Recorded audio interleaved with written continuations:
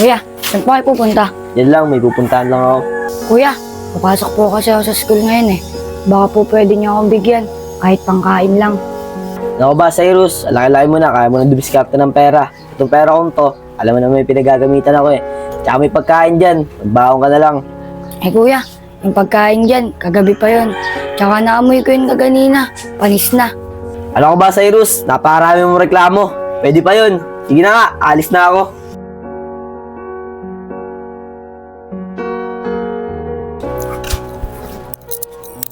Ako po. Ako po. Teka lang. Oh, ikaw pala yung Cyrus. Bakit? Kuya Andre, baka po pwede pairam ako ng pera. Ang baon. Si kuya po kasi di ako binigyan ng pera. Ano? Di ka binigyan ng baon ng kuya mo? Balita ko, nanalo sa sugal yun ah. Mas inunan niya pa yung sugal niya kaysa sa'yo. Na po si kuya. Pag nananalo naman po siya sa sugal, siya nagbabayad ng bayarin sa bahay. Tsaka pambili ng pagkain namin. Kahit na, di naman araw-araw nanalo sa sugal ah. Tsaka di naman permanente yung trabaho ng kuya mo. Dapat nga, nag-iipon siya para sa pag-aaral mo. Hindi ko nga po alam ba't ganun si kuya eh. Hayaan nyo na lang po siya. O sige, may 50 pa naman ako dito eh. Tsaka nagbayad din ako ng kuryente sa bahay. Oh, Huwag ka mag-alala, Kuya Andre. Babayaran ko rin to pag uwi ko. Maangalakal ako. Kasi may babayaran rin ako sa school namin eh. o sige na, baka malate ka pa sa school niyo eh. Mga tol, anong gagawin natin? Wala tayong kapera-pera ngayon na. Hindi paano pa, dating gawi. Didiskarta tayo. Buti na lang, pinayaran ako ng pera ni Kuya Andre. Ako, pag uwi ko, babalik ko ulit sa kanya. Mga tol, ay Cyrus oh, pinawak na pera. Tara, kuha natin.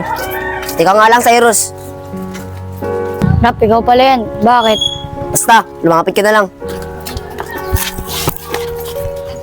Bigay mo sa amin yung hawak mo. Rap, wag. Bukon ko sa school. Tsaka may babayaran ako.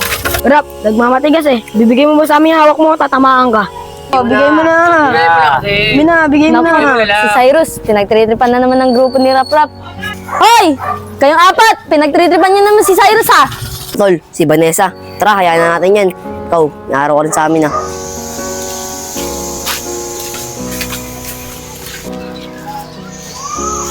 Cyrus, okay ka lang ba? Oh, Vanessa, okay lang ako. Salamat ah. Hindi ka dumating, nakuha nila tong bawang ko. Ganun ba? Buti na lang, okay ka lang. Huwag ka mag-alala. Proprotektahan kita. Salamat sa'yo, Vanessa. Hindi mo naman kailangan gawin yun eh. Ganun ba? Alam mo Asan na naman ba si eh, kaya Vanessa? kita tinutulungan. Alam mo may pagtingin ako sa'yo. Ano ba naman to si Vanessa? Inutusan lang ni nanay, nakikipagharutan pa. Hoy, Vanessa! Oh, Ate Rosalie, wait lang ah.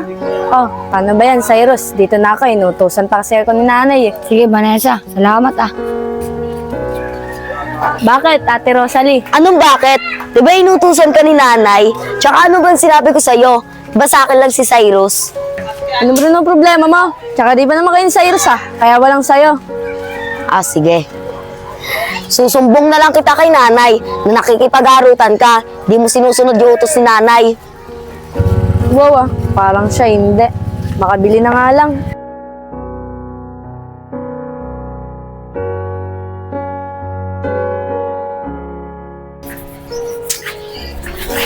Nakaka-batrip talaga oh. Ang bira ata si Cyrus eh. Unang bungad pa lang, pera na agad ang hinihingi sa akin. Ay, si Cyrus. Oh, Tres, buti na lang, nakauwi ka na. O ikaw pala yan, Andre. Bakit? Anong bakit? Di mo ba alam, pumunta sa akin mga klase ni Cyrus. At ang sabi sa akin, nanakit daw yung tiyan niya. Kasi yung baho niya kanina, panis na. Hayaan mo yun. Nag-iinarte lang yun. Eh, pagaling naman na yata eh. Oo, buti na agapan. Kung hindi, dadalhin sa ospital yun. Bakit? May pambayad ka ba sa ospital? Pag hindi naagapan yun, inunang pa yung pagsugal mo kaysa kapatid mo. Kaya kailangan niya mapagtapos para sa inyong dalawa. Eh, sila naman itong mapilit eh. Eh, gusto niya mag-aaral. Tsaka wala nang patutungan itong buhay namin. Dahil wala namin mga magulang. Oo, wala na kayong mga magulang. Pero gusto mo ba? Mawala pati kapatid mo sa'yo. Kaya nga gusto niya mapagtapos para sa inyong dalawa. Ang tanging gawin mo lang, supportahan mo lang siya. Dahil ikaw na lang nag-iisang pamilya niya.